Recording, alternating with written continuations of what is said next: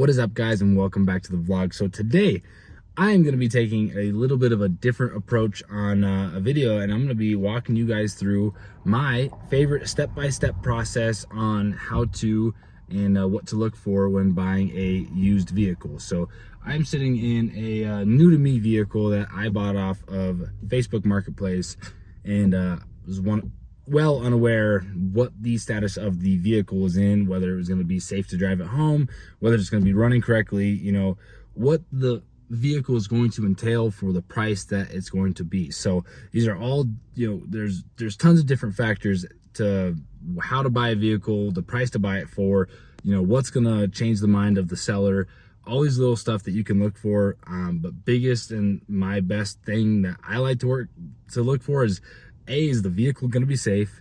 B, is it going to be reliable? And 3 is, whatever's broken, is it going to be more of a pain and cost more money than the actual price of the truck? Or is it going to be small, easy fixes that aren't going to take a lot of money? So at the end of the day, the truck was actually worth the price. This is my 1991 Ford Ranger with a 2.9 liter fuel injected motor. So this truck, it either has 20,000, 120, or 220,000 miles on it. It's got one of the 5-digit speedometers or odometers, so I'm not too sure, but by the looks of it, we could probably say that it's got 220,000 miles on it. So the reason for this is the bed, the tow hitch, and the just bigger size. So I just wanted to have more of a camping unit, even though this thing's not maybe the fastest or has the most torque. It does have a hitch. It can tow close to 5,000 pounds. It is a 5-speed, and it was cheap.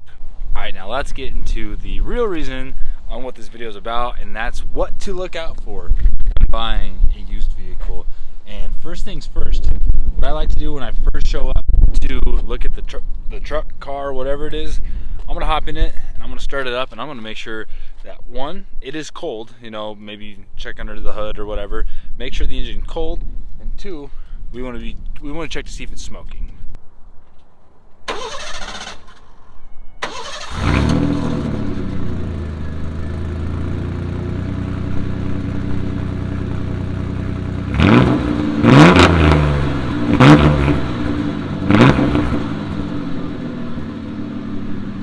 Perfect. And now that we know that it's not smoking on a cold startup, which it was already warm, I had to drive it home from work, we can come to the front and we can check your oil, we can check your coolant level.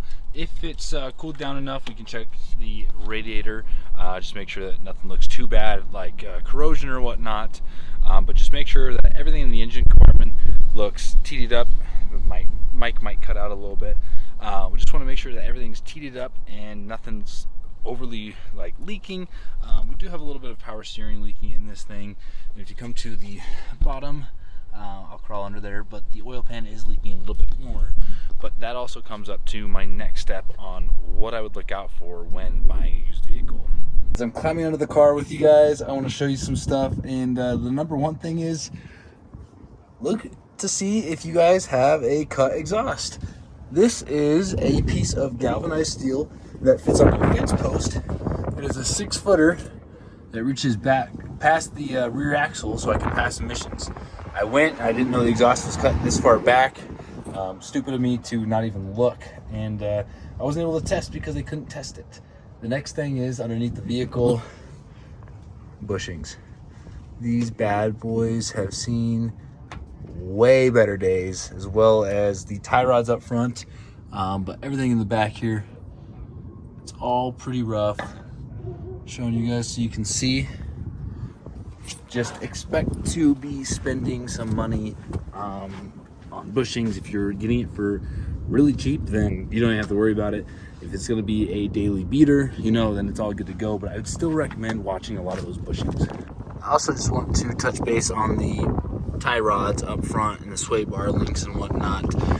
It's not necessarily a bad thing if they are blown, but it just depends on to what degree, because if they are like really bad, I mean, you have a chance of losing steering if your tie rod decides to fail all the way with those bushings being blown out. So if you are going to buy a car and you are going to work on it, make sure they're easy fixes.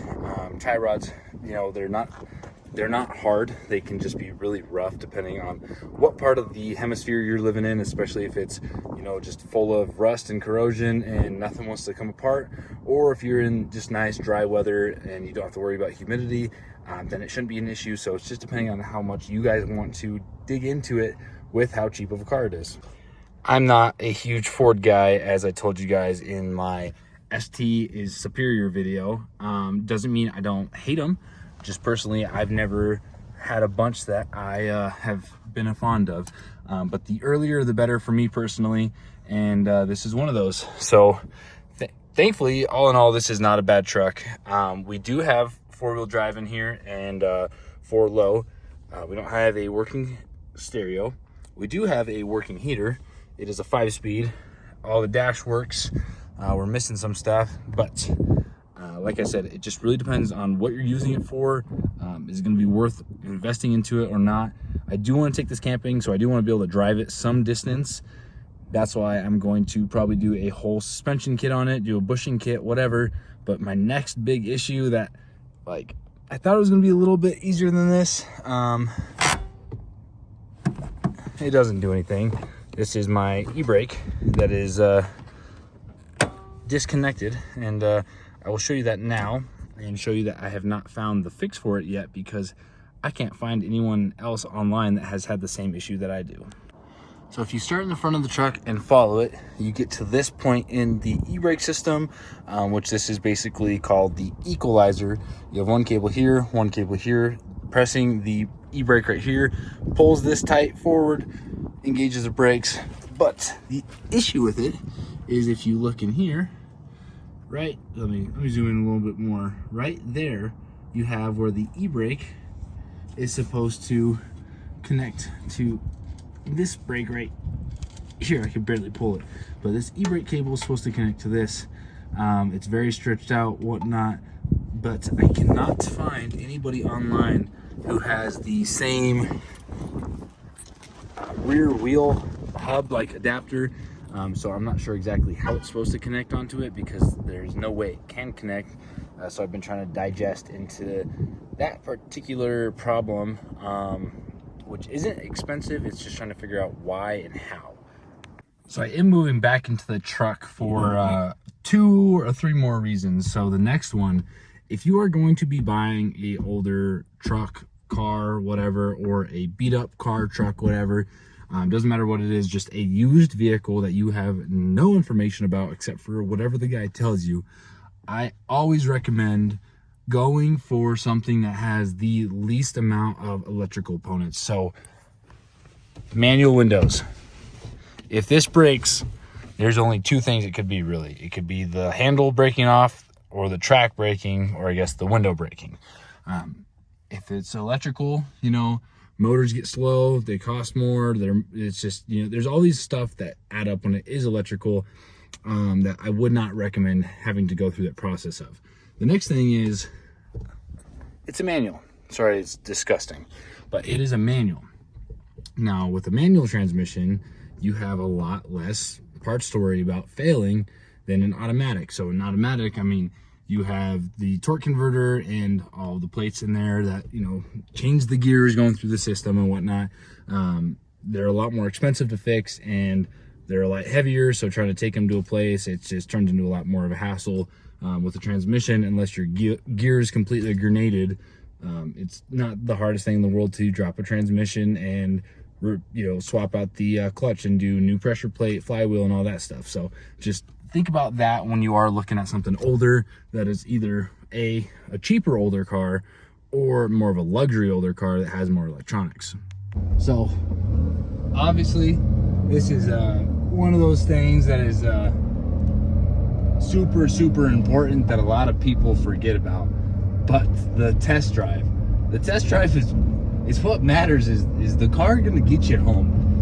So when you're doing a test drive, I mean, there's a lot of different things to look for. You know, the steering wheel's crooked, okay, that's fine. Is it driving semi-straight? You know, that's one of the ones. If it's driving good, then we're fine. How does the clutch and transmission feel? You know, do they feel bad? Is it just, you know, just bogging down? Like, is it shifting and just, you know, not getting into gear, grinding, whatever, you know? it's the drivability of it. That is all in all one of the most important factors of if you should buy the car or not. You know, is it gonna roll? Is it gonna break apart on me while I'm driving this thing? Is it, you know, a little shakedown, whatever. Like, my favorite thing to do, make sure nothing's good here. Got a car coming. I'll show you guys. This is a big factor in checking a lot of the suspension components, and it's one of my favorite things to do on a shakedown. So what you want to do is you want to do a hard left turn and listen to the suspension. Make sure nothing's broken, clicking, clunking. That's CV axles or bearings, you know, stuff like that. And then, you know, just make sure you're watching for traffic, but do the same thing to the other side. Just crank her around and listen. Make sure that nothing is causing any issues. If it's driving well, then all in all, you probably got a pretty solid thing. You know, make sure if you floor it, the clutch isn't slipping. Get it up to gear on the highway. You know, throw it into 4th or 5th gear. Make sure it goes through everything. This one's pretty stupid too, but make sure that reverse actually reversed. There's been a couple times where I have checked out some cars and reverse doesn't actually do anything. So, like I said, you know, all in all, basically just make sure the drivability of the car, truck, or whatever it is good, because that's what matters at the end of the day. Can you drive the thing home? Which also, check the brakes and tires. If the brakes are bad or the tires are cracked and balding and all that stuff, I mean, just expect to pay a lot of money for upkeep or maintenance on stuff that need to get worked on. I hope you guys enjoyed this video. I know a lot of this stuff seems pretty self-explanatory when you are checking out a vehicle, but I don't want to be that guy. A lot of this stuff does go unnoticed, especially if it's a car that you're super excited to buy. Like, it's just one of those things, you just want to look over a bunch of the little stuff that you won't even think about. Like a big one, I mean, you just gotta be careful, but the gas cap, I went to pass emissions the other day, and the exhaust was broken, so they wouldn't let me pass because of that, and then my gas cap was bad, so I had to get a new one of those. So it's just all that little stuff. But if you guys do have any questions about how to kind of diagnose certain stuff, if you are looking at a used vehicle and you just want to know if it's going to be worthwhile, let me know. I might not be the perfect diagnostic tool, but I can sure help with quite a bit of little stuff, just because I have put myself into a lot of situations with one, this car, two, this car. I don't know that one, but even though I've had a lot of cars, you know, that means I've also seen a lot of issues and fixed a lot of problems. So I hope you guys enjoyed this video, and stay tuned until next week. Peace.